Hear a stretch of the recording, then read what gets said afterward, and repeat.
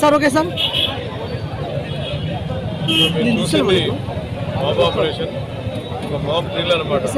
144 section అమల్లో ఉన్నప్పుడు అల్లరి ముగ్గురు విధ్వంసం చేయాలని చెప్పి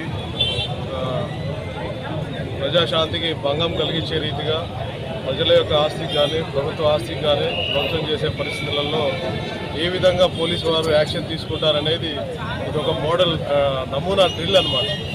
ఎట్లా హెచ్చరిక చేస్తారు, తర్వాత గ్యాస్ ఎట్లా యూజ్ చేస్తారు, లాఠీ చార్జ్ ఎట్లా చేస్తారు, ఆ తర్వాత ఫైర్ ఓపెన్ ఎలా చేయడం జరుగుతుంది అనేది ఒక నమూనా డ్రిల్ మేము ముందు ప్రజలకి అందరికీ కూడా తెలిసేలాగా ప్రదర్శన చేయడం జరిగింది. ఇవన్నీ కూడా కౌంటింగ్ దృష్టిలో పెట్టుకొని తర్వాత కూడా శాంతి భద్రతలు దృష్టిలో పెట్టుకొని నమూనా డ్రిల్ ఏర్పాటు చేయడం జరిగింది. ఒక సీక్వెన్స్లో ఎట్లా ఉంటుంది, మేము helmets, right gear, body protectors ఇవన్నీ కూడా పెట్టుకొని సిద్ధంగా అన్నిటికీ కూడా సిద్ధపడి ఉంటాం. ఇంకా ఎటువంటి చర్యలకు కూడా వెనకాడే ప్రసక్తి ఉండదు. ఎప్పుడైతే వైలేట్ చేసి బాబు వస్తారో అలాంటప్పుడు కఠినమైన చర్యలు తీసుకోవడం జరుగుతుంది.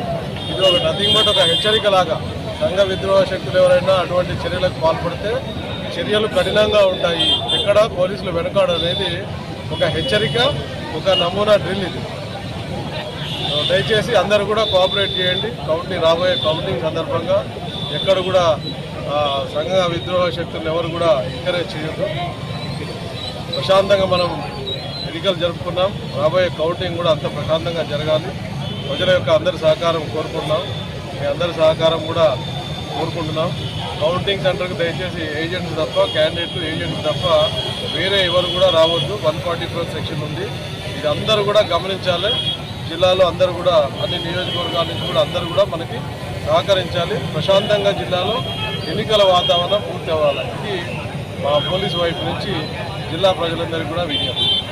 Thank you. కౌంటింగ్ సందర్భంగా ఎక్కడ కూడా అవాంఛనీయ సంఘటనలు జరగకుండా సెన్సిటివ్ విలేజెస్ ఒక 75 ప్రాంతాల్లో పికెట్ వేయడం జరిగింది. అన్ని మండల హెడ్ క్వార్టర్స్లో మొబైల్ టీమ్స్ ఉంటాయి. ఎస్ఐ ఆధ్వర్యంలో, ఇన్స్పెక్టర్ ఆధ్వర్యంలో క్యూఆర్టీ టీమ్స్ ఉంటాయి. వాళ్ళందరూ కూడా రౌండ్ ది క్లాక్ పెట్రోలింగ్ తిరగడం జరుగుతుంది. అనుమానితులందరినీ, ట్రబుల్ మాంగర్స్, షీట్ హోల్డర్స్ అందరినీ కూడా వాళ్ళని ముందుగానే కస్టడీలోకి తీసుకోవడం జరుగుతుంది. ఎక్కడ కూడా ఎవరికి కూడా అవకాశం ఇవ్వకుండా శాంతి భద్రతలకు భంగం కలగకుండా అన్ని చర్యలు కూడా సిద్ధం చేయడం జరిగింది. కౌంటింగ్ సెంటర్ దగ్గర అన్ని రకాల చర్యలు చేపట్టడం జరిగింది. భద్రతాపరమైన చర్యలు, 3 అంచెల భద్రతా వ్యవస్థ ఆల్రెడీ ఉంది.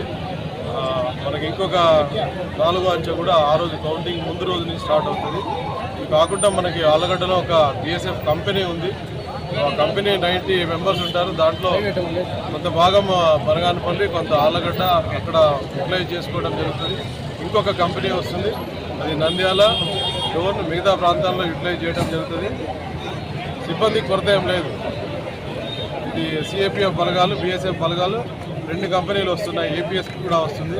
కాబట్టిగా అన్ని రకాలుగా కూడా మేము పోలీసులు సంసిద్ధంగా ఉన్నాం.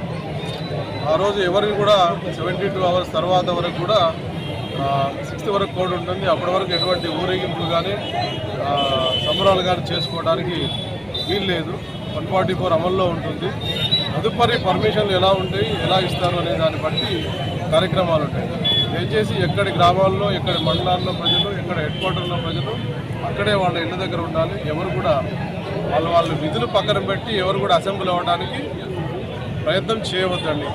మా యొక్క మనం చేసాం. ఎక్కడ కూడా క్రాకర్స్ యూజ్ చేయకూడదు. ఎక్కడైనా ఎవరైనా ప్రయత్నం చేస్తే మాత్రం వైలేషన్ అవుతుంది, కేసులు అవుతాయి. ఎవరైనా ఘర్షణలకు దిగినా కానీ తప్పకుండా కేసులు కట్టడం జరుగుతుంది. ఎలక్షన్ కోడ్ పరిధిలోకి వస్తారు. కంపల్సరీగా వాళ్ళ మీద రౌడీ షీట్స్ ఓపెన్ చేయడం జరుగుతుంది. ఆల్రెడీ మొన్న జరిగిన సంఘటనలో కొన్నిట్లో షీట్లు కూడా ఓపెన్ చేశాం.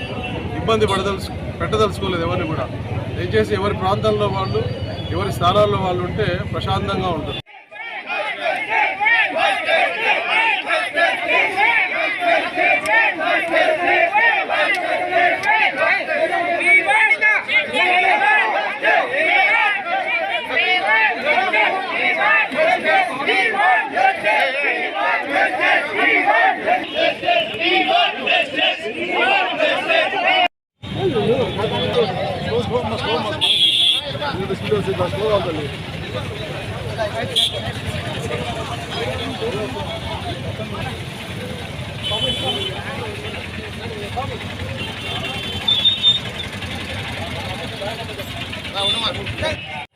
రానా ఎన్నికిరా పూర్తి ఎన్నికిరా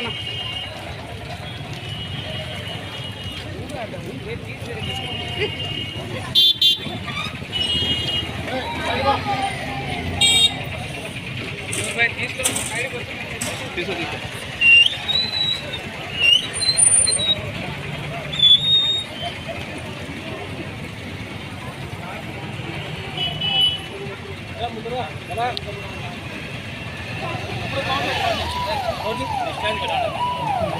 ఓకే